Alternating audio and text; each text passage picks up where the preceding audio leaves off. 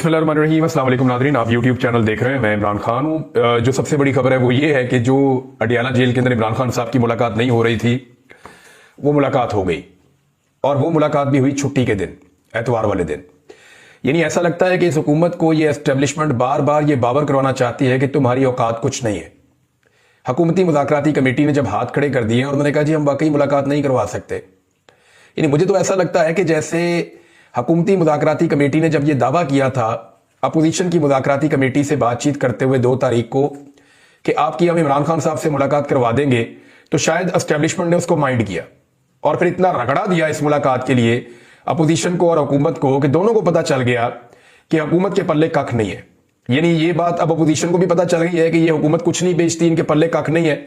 ना ये मुज़ाकरात के नतीजे में कोई एक छोटी सी चीज मनवा सकते हैं, ना इनकी कोई सियासी हैसियत है, ना इक्तदार में इनका कोई हिस्सा है, तो इनकी औकात कोई नहीं है। ये बात अपोजिशन को पता चल गई है। दूसरा, इस अमल से यह भी हुकूमत को बता दिया गया कि जनाब आप टके टोकरी है, आपकी कोई औकात नहीं है। चाहे मरियम नवाज कहें कि मैं जेल के अंदर हीटर भी बंद कर सकती हूं और खाना भी बंद कर सकती हूं, लेकिन औकात इन लोगों की कुछ नहीं है। और जिस वक्त एस्टेब्लिशमेंट को समझ आई कि अब इमरान खान साहब की मुलाकात करवाना जरूरी है, तो फिर एतवार वाले दिन दरवाजे खुल गए दोबारा से जेल के, जो दरवाजे नहीं खुल रहे थे पिछले पूरे हफ्ते में। ये मुलाकात हो सकती थी ना। यानी पूरा हफ्ता ये कोशिश की गई कि किसी तरह इमरान खान साहब के मौक़िफ़ को बदला जाए, और अब उनके ऊपर जो है वो अलकादर यूनिवर्सिटी वाले केस की तलवार लटका कर, यानी सबने धमकियां लगाई कि 10 साल सजा हो जाएगी, कोई कहता है जी 14 साल सजा हो जाएगी। तो जो लोग इमरान खान साहब को मिले उन्होंने कहा इमरान खान ने इसकी परवाह नहीं की, इसके ऊपर बात ही नहीं की। और जब इसकी बात हुई उन्होंने कहा ठीक है, जैसे बाकी सजाएं दी हैं ये भी सजाएं दे लें, कोई फर्क नहीं पड़ता इससे। यानी जिस चीज को इमरान खान साहब के लिए बतौर खौफ इस्तेमाल किया जाता है, इमरान खान साहब उसकी तरफ तवज्जो ही नहीं करते, उसको इग्नोर करते हैं कि ऐसी कोई चीज ही नहीं है और इसकी फिक्र ना करो, तुम अपनी बात करो जो बात करने के लिए आए हो। तो हुआ ये जनाब के रात को 2 बजे, यानी एतवार की रात, हफ्ते और एतवार की जो दरमियानी शब है, रात को 2 बजे के करीब पाकिस्तान तहरीक इंसाफ के लोगों से रब्ता किया गया और उन्हें इन्फॉर्म किया गया कि जनाब इमरान खान साहब से आपकी मुलाकात है, तो कल आपने बराए मेहरबानी अडियाला जेल में एतवार वाले दिन, छुट्टी वाले दिन, उन्होंने पूछे छुट्टी वाले दिन, छुट्टी वाले दिन ही आ जाइए, आपकी मुलाकात है इमरान खान साहब से। तो अब क्योंकि आपको पता है आजकल धुंधों वाले दिन है और रस्तों में धुंध भी होती है, उसकी वजह से हामिद खान साहब नहीं पहुंच सके। पूरी कोशिश की सलमान अकरम राजा साहब ने, वो इस्लामाबाद में तो एंटर हो गए लेकिन मुलाकात तब तक खत्म हो चुकी थी, वो भी नहीं पहुंच पाए क्योंकि धुंध की वजह से आपको दूर से आना हो तो आप, सड़कें उस तरह खुली हुई नहीं होती ना, आप वैसे वो ट्रेवल कर सकते हैं, तो गाड़ी भी आप तेज नहीं चला सकते, तो रिस्क तो रहता है। तो जो मुझे बताया पाकिस्तान तहरीक इंसाफ के लोगों ने कि धुंध की वजह से हमारे 2 लोग उस मीटिंग के अंदर शामिल नहीं हुए। लेकिन सबसे पहले उन्होंने कहा जी कि अली अमीन गंडापुर वजीर आला खैबर पख्तूनख्वा पहुंचे, उनके लिए एतवार वाले दिन अडियाला जेल का दरवाजा खोला गया और हुकूमत जो है वो सांपों के ऊपर लूट रही थी, हुकूमत जो है वो अंगारों के ऊपर बैठी हुई है कि जनाब हमने पूरा जोर लगाकर देख लिया, हम इमरान खान की 10 मिनट की मुलाकात नहीं करवा सके, और जिस वक्त हमारी बस हो गई तो ये मुलाकात जो है वो अब करवा दी गई है। तो इसमें हुकूमत बेचारी की बेबसी भी आपके सामने आ गई। गंडापुर साहब से कोई आधा घंटा मुलाकात हुई, उसके बाद पाकिस्तान तहरीक इंसाफ के लोग पहुंचना शुरू हो गए और बाकी लोग पहुंच गए। अब मेरी कुछ सोर्सेज से बात हुई है, मुझे अंदर से कुछ खबरें हैं, कुछ मैं आपके साथ अभी शेयर करूंगा और कुछ बाद में। एक तो पाकिस्तान तहरीक इंसाफ के एक रुकन के खिलाफ शोकाज नोटिस आने वाला है और इमरान खान साहब ने जेल में बैठ के ये ऑर्डर दे दिया कि शोकाज नोटिस जारी करो, और बड़ा सख्त ऑर्डर दिया इमरान खान साहब ने, और वहां कोई बंदा भी डिफेंड करने वाला नहीं था। अब ये क्योंकि एक आधा दिन बीच में है, तो इसमें अभी कुछ और लोग पाकिस्तान तहरीक इंसाफ के जाकर इमरान खान साहब को मिलेंगे मंडे को। तो अगर इमरान खान साहब ने अपना फैसला ना बदला तो शोकाज नोटिस तो आएगा, तो उसके बाद मैं आपको सारी तफसीलात बताऊंगा। मुझे कुछ चीजें और भी पता चली है कि इस शोकाज नोटिस में जब बहस हुई तो क्या चीजें डिस्कस हुई और किसने क्या कहा और किसने क्या जवाब दिया, और इमरान खान साहब का इसके ऊपर फिर क्या कहना था और उनका मौक़िफ़ क्या है इस सारे मामले को, शोकाज नोटिस को लेकर। बहरहाल ये तो एक चीज है उनकी पार्टी की इंटरनल। अब इमरान खान साहब ने जो है वो ये कहा कि जो तीसरी मीटिंग होने जा रही है हुकूमत के साथ, इस मीटिंग में हुकूमत को तहरीरी तौर पर आप दे दें और जुडिशल कमीशन की डिमांड के ऊपर, यानी ये वो वाहिद चीज है जिसपे इमरान खान साहब आकर डट गए कि हमें नहीं निकालते, जेलों से ना निकालें, और जेलों के अंदर अगर कारकुनों को और टाइम गुजारना भी पड़ता है तो कोई नहीं, हम फेस कर लेंगे। लेकिन जो कत्लेआम हुआ पाकिस्तान तहरीक इंसाफ के लोगों का, चाहे वो 9 मई को हुआ हो, चाहे वो 26 नवंबर को हुआ हो, 9 मई के बाद तो मैं गायब हो गया था नाज़रीन, मुझे तो पता ही नहीं था कि बाहर क्या हुआ, किस तरह हुआ। मुझे तो 142 दिन एजेंसियों ने अपनी तहवील में रखा, तो इस बीच में मुझे आइडिया नहीं था कौन पकड़ा गया, कौन छूट गया, किस तरीके से मामला चले। तो ये तफसीलात जब मैंने देखी और जब मैंने डाटा देखा और उन लोगों तक एक्सेस की कि जो लोग उस दिन कत्ल हो गए थे, जिन लोगों को उस दिन शहीद किया गया था पाकिस्तान तहरीक इंसाफ के, वो भी अच्छा खासा नंबर था। और अब 26 नवंबर को जो कत्लेआम हुआ उसका तो मैं खुद विटनेस हूं, मैंने सारी चीजें खुद रिपोर्ट की हैं, देखी हैं, सारा मीडिया देखा है, सोशल मीडिया देखा है, लोगों से राब्ते किए हैं, लोगों से मुलाकातें भी मेरी हुई हैं। तो ये तो बड़ा क्लियर है। अब इमरान खान साहब इन दोनों के ऊपर जो जुडिशियल कमीशन है इस मामले से तो बिल्कुल पीछे हटने वाले नहीं है। उन्होंने कहा ठीक है जी, मुज़ाकरात आगे बढ़ते रहेंगे। ये तकरीबन कोई 35 से 40 मिनट की मुलाकात हुई है जिसमें सारे लोग बैठे हुए थे। उससे पहले वज़ीर आला खैबर पख्तूनख्वा की आधे घंटे की अलग मुलाकात हुई है। तो इमरान खान साहब ने जो 2-4 इंस्ट्रक्शन दिए, तो उन्होंने कहा जी कि इसके ऊपर उन्हें कहें जी कि अब आप तैयारी कर लें कि आपने जुडिशियल कमीशन बनाना है, और फाइनली उनको बता दें कि तीसरी मुलाकात के बाद उन्होंने जुडिशियल कमीशन अब बनाना है, और अगर वो ये नहीं बनाते या वो इस तरफ नहीं आते तो फिर मुज़ाकरात फारिग हैं। ये इमरान खान साहब ने क्लियरली कह दिया है। और इसके बाद जो है इमरान खान साहब ने यह भी कहा कि जो बैरून मुल्क है उससे कोई किसी किस्म की कोई उम्मीद ना रखे। यानी ये हमारा मकसद नहीं है कि हम किसी बैरूनी मुदाखलत के नतीजे में कोई चीज हासिल करने की कोशिश करें। हाँ, इंसानी हुकूक के हवाले से हम आलमी सतह पर आवाज उठाएंगे, पाकिस्तान के अंदर भी आवाज उठाएंगे। ह्यूमन राइट्स का मामला हो, इंसानी हुकूक का मामला हो, तो वो क्योंकि पूरी दुनिया का मसला होता है, तो इसके ऊपर हमारे पास कोई और रास्ता नहीं, हम खुलकर और जोरदार तरीके से आवाज उठाएंगे। लेकिन पाकिस्तान के अंदर जो फैसले होंगे वो पाकिस्तान ही करेंगे। अवाम ने अपना फैसला दे दिया था, मैंडेट की सूरत में वो तस्लीम करना पड़ेगा पाकिस्तान के निजाम को। नंबर 2, पाकिस्तानी अपना फैसला खुद मनवाएंगे और हम अपना फैसला मनवाएंगे। और इस हवाले से इमरान खान साहब ने पार्टी को अहकाम दिए हैं कि बड़े मोहतात बयान दिए जाएं और किसी से कोई मदद की उम्मीद भी ना रखे और किसी पर भरोसा भी ना करें, अपने बाजुओं पर, अपनी पार्टी पे और पाकिस्तानियों पे भरोसा करें। ये इमरान खान साहब ने बड़ा कैटेगोरिकली अपने लोगों को वहां पे कहा। और इस हवाले से वहां पे उन्हें मशवरा दिया गया इमरान खान साहब को, एक शख्स की जानिब से जो मुज़ाकराती कमेटी का मेंबर है। उन्होंने कहा जी क्यों ना हम इसमें जो है वो इन मामलात के ऊपर स्पेसिफाई कर दें कि ये बंदे बात करेंगे और सब इसके ऊपर बात नहीं करेंगे।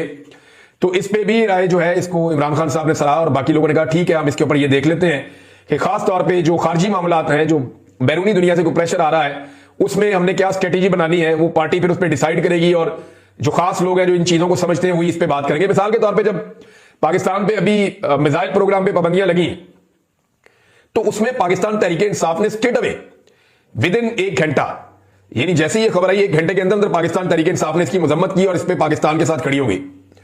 उन्होंने कहा जी अमेरिका ने पाबंदियां गलत लगा दी। हालांकि इस वक्त सारी दुनिया ये समझ रही है शायद पाकिस्तान तहरीक इंसाफ को अमेरिका से कोई उम्मीद लगी हुई है, लेकिन ये हुकूमत अभी तक उन पाबंदियों के ऊपर मजम्मत नहीं कर सकी। यानी शहबाज शरीफ का मुंह बंद है, नवाज शरीफ का मुंह बंद है, मरियम नवाज का मुंह बंद है, ख्वाजा आसिफ का मुंह बंद है, बाकी जितने लोग हैं PMLN के, पीपल्स पार्टी के बड़े लोग हैं, इनके मुंह बंद हैं। खुलकर इन्होंने अमेरिका की मुखालफत नहीं की उन पाबंदियों के बाद। लेकिन पाकिस्तान तहरीक इंसाफ ने, जिसको पंजाबी में कहते हैं 35 सट्टे, यानी जैसे ही हुआ वैसे ही पाकिस्तान तहरीक इंसाफ ने उसकी मुखालफत की और इस बात की परवाह नहीं की कि इसमें अमेरिका क्या सोचेगा या उनके तासुरात क्या बनेंगे। उन्होंने कहा नहीं जी, मुल्की मुफाद का मामला है। ओवरसीज पाकिस्तानियों से जब मैं बात करता हूं कि आप जो कर रहे हैं इससे पाकिस्तान को क्या नुकसान हो सकता है, तो वो कहते हैं जी इतना सा नुकसान भी पाकिस्तान को हम नहीं होने देंगे। जब हम अपने मुतालबात लेकर जाते हैं या अपनी चीजें सामने रखते हैं मगरबी ममालिक के या उनके हुक्मरानों के या अक़वाम मुत्तहिदा के या इंसानी हुकूक की तंजीमों के या उनकी कांग्रेस के या उनकी पार्लियामेंट के, जब अपनी चीजें हम उनके सामने रखते हैं तो हम इस बात पे जोर देते हैं कि ये पाकिस्तान ने नहीं किया और पाकिस्तान की रियासत इसके लिए रिस्पॉन्सिबल नहीं है। हां, चंद लोग हैं जिन्होंने रियासती ताकत को इस्तेमाल करके जुल्म, जबर और फस्तागियत का बाजार गर्म किया और इंसानी हुकूक की धज्जियां उड़ा दी और कत्लेआम किया पाकिस्तान में 2 मरतबा। तो उनके खिलाफ कार्रवाई की जाए, पाकिस्तान के खिलाफ कार्रवाई ना की जाए। ओवरसीज पाकिस्तानी कहते हैं बार बार। तो ये वैसे उनकी ग्रेटनेस है, वरना बेनजीर भुट्टो साहबा को मुझे याद है उन्होंने कहा था कि पाकिस्तान की जो इमदाद है उसको मशरूत कर दिया जाए इस चीज के साथ कि पाकिस्तान में डेमोक्रेसी है या नहीं है, रूल ऑफ लॉ है या नहीं है, इंसानी हुकूक की पामारियां तो नहीं हो रही। और वैसे ये मशरूत भी होता है। बेनजीर भुट्टो साहबा की बात जो है वो उसूलन ठीक थी। उसूलन उनकी बात इसलिए ठीक थी कि जब भी दुनिया आपको इमदाद देती है तो आप उनके साथ कुछ मुआहदों में होते हैं, आपने कुछ एग्रीमेंट साइन किए हुए होते हैं, कुछ चार्टर हैं जिनका आप हिस्सा होते हैं। तो जब आप उनकी खिलाफवर्जी करते हैं तो वहां पे फिर उस वायलेशन के नतीजे में जो आपको इमदाद मिलती है या जो आपकी आलमी सतह पे मदद हो रही होती है उसमें कभी वाकई हो जाती है या उसके ऊपर सवालात उठना शुरू हो जाते हैं। तो बेनजीर भुट्टो साहबा का नुक्ता कानूनी लिहाज से और दीगर तमाम नुक्ता नजर उनका जो है वो ठीक था, आप किसी लिहाज से भी देखें। लेकिन पाकिस्तान तहरीक इंसाफ उस नहज में नहीं गई। वो ये कहते हैं जी जिन बंदों ने किया ना, जो जिम्मेदार है, वो बताते हैं, नाम लेते हैं। बल्कि अभी उन्होंने नाम लिया फौजी क़यादत का जो मौजूदा है, जो पहले वाली है उनका भी नाम लिया। इसके अलावा उन्होंने IG का लिया, IG इस्लामाबाद का लिया, IG पंजाब का लिया, मरियम नवाज का लिया। उन्होंने कहा जी कि इसमें मुझे जो बताया उन्होंने शहबाज शरीफ के बारे में, वजीर दाखिला, वजीर दिफा, वजीर इतलात इनके बारे में उन्होंने कहा जी इन लोगों ने तो बाकायदा वार्निंग देके बंदे मारे हैं। कादी फायद ईसा के बारे में जब मैंने कल ये बात की तो मुझे बहुत सारे लोगों ने राब्ता करके कहा जी बिल्कुल आपने दुरुस्त निशानदेही की है, कादी फायद ईसा साहब को हम बिल्कुल नहीं भुला सकते, उनको इन सारी चीजों के अंदर हम शामिल रखेंगे कि जुल्म और बर्बरियत जितनी पाकिस्तान में हुई है उसमें सहूलतकारी का किरदार अदा किया गया है कादी फायद ईसा साहब की जानिब से। अभी नाज़रीन एक और डेवलपमेंट है और वो एतवार वाले दिन होती है उस वक्त जब एक तो देखे ना इमरान खान साहब की एतवार वाले दिन मुलाकात करवाई तो ये एस्टेब्लिशमेंट के बगैर तो हो नहीं सकता। एतवार को नहीं खुलती होती जेल, ये मैं आपको बिल्कुल क्लियरली बता दूं। आईजी जेल खाना जात आ सकता है, जेल खाना जात का मिनिस्टर आ सकता है, अदरवाइज जेल नहीं खुलती होती एतवार वाले दिन। ये जेल के मैनुअल इसके उसूलों के खिलाफ है। इरफान सिद्दीकी ने क्या कहा था, उन्होंने कहा जी जेल मैनुअल के खिलाफ तो हम पीटीआई की मुलाकात नहीं करवा सकते, तो एतवार वाले दिन तो मैनुअल में मुलाकात है ही नहीं कहीं पे भी। तो ये उनको एक्चुअली जो ये समझना पड़ेगा ना पाकिस्तान की पॉलिटिकल पार्टीज को भी, पीएमएल-एन को समझना पड़ेगा कि उनको कितनी जिल्लत मिल रही है इस सारे के अंदर। इरफान सिद्दीकी साहब एक सीनियर साफी भी रहे हैं, नवाज शरीफ के सीनियर करीबी साथियों में से हैं। अब उनको कितनी शर्मिंदगी होगी, उन्होंने अपने मुंह से खुद कहा कि जी जेल मैनुअल के खिलाफ हम मुलाकात नहीं करवा सकते, एतवार वाले दिन मुलाकात करवा दी। अब ये कौन सा जेल मैनुअल है? तो एक्चुअली उनको ये पैगाम दिया जा रहा है कि आप लोगों की औकात कोई नहीं है। तो इस बात को समझें, सारे मिलकर बैठें और जो बार बार सियासतदानों की औकात को जीरो करने वाली एस्टेब्लिशमेंट है उसको उसके असल किरदार के अंदर भेजें और आप सारे मिलकर किसी तरह पाकिस्तान को मिलिट्री एस्टेब्लिशमेंट के चुंगल से आजाद करवा दें। आप जब डेमोक्रेसी होगी ना ये मुल्क बिल्कुल ठीक हो जाएगा।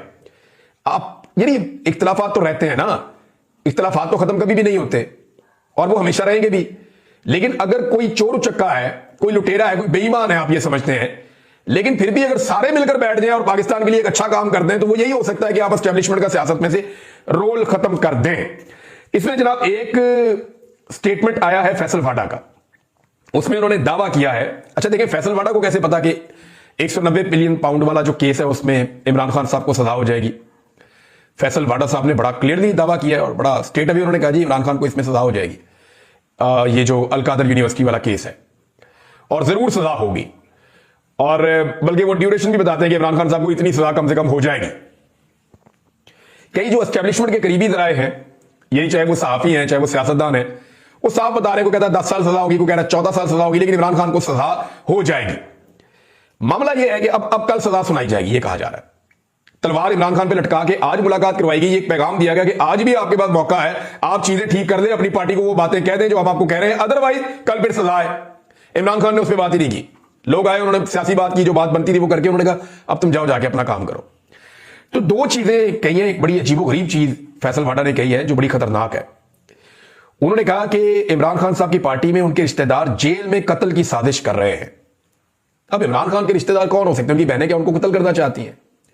या इमरान खान की बीवी जिन्होंने अपनी जान खतरे में डाल दी थी वो इमरान खान को कत्ल करना चाहती हैं? जो बनी गाला में बंद थी वहां से अदालत में रुजू करके उसने कहा जी मुझे जेल में बंद करो, वो कत्ल करना चाहती है?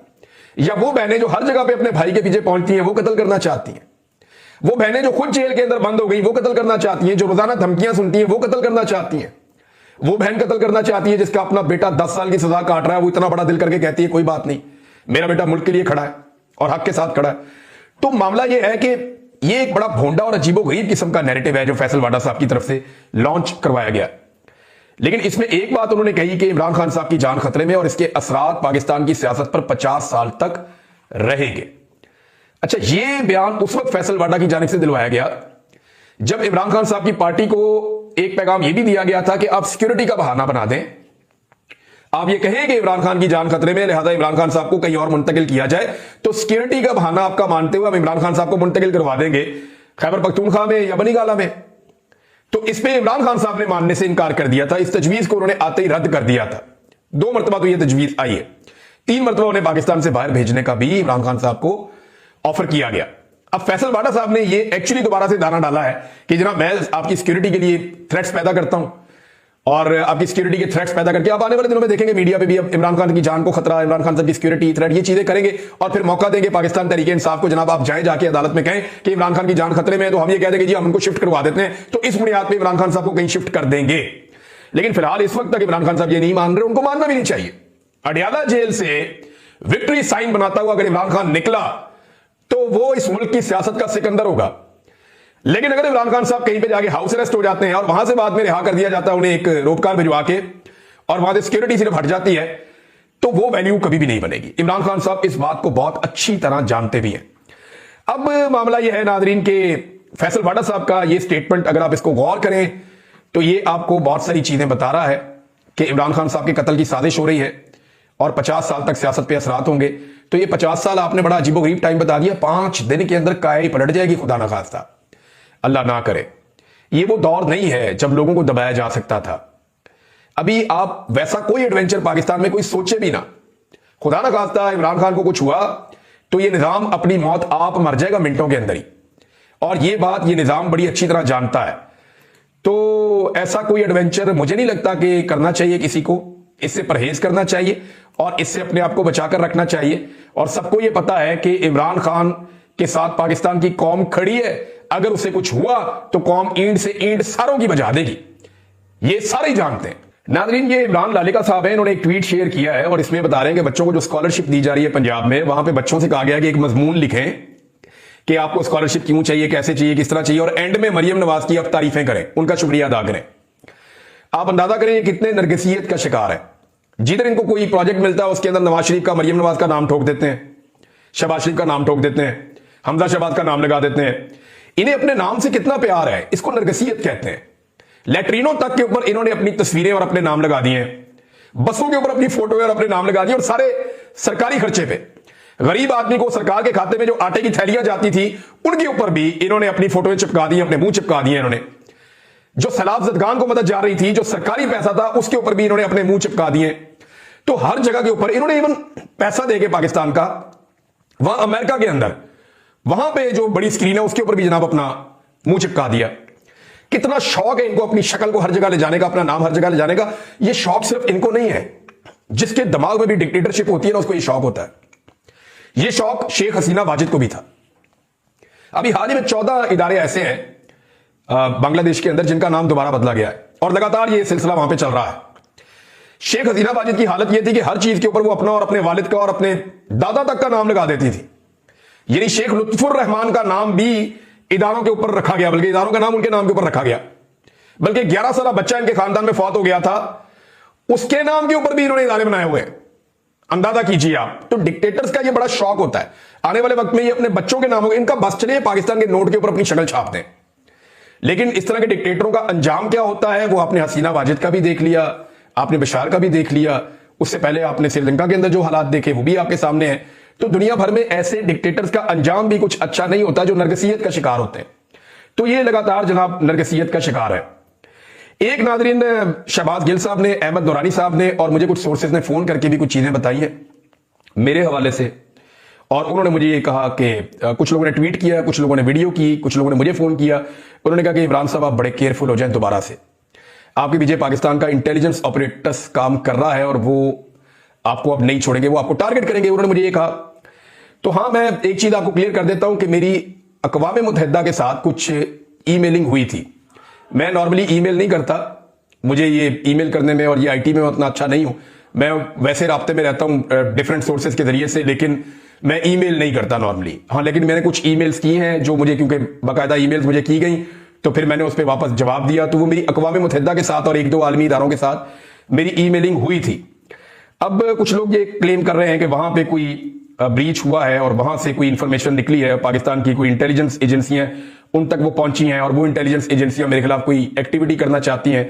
तो ये सिलसिला नया तो नहीं है ना, तो ये पहले भी चलता रहा है, और अगर खुदा ना खास्ता ये आइंदा भी चलता रहेगा तो इससे क्या सोच बदल जाएगी किसी की, या इससे क्या मेरी राय तब्दील हो जाएगी? अभी तक तो नहीं हुई। मैं पूरा का पूरा ही तब्दील हो गया हूं राय मेरी नहीं तब्दील हुई, राय तो वही है जो है। तो राय ऐसे थोड़ी तब्दील हो जाएगी। तब तक के लिए इतने अपना ख्याल रखिएगा, अपने इस चैनल का भी। अल्लाह हाफ़िज़।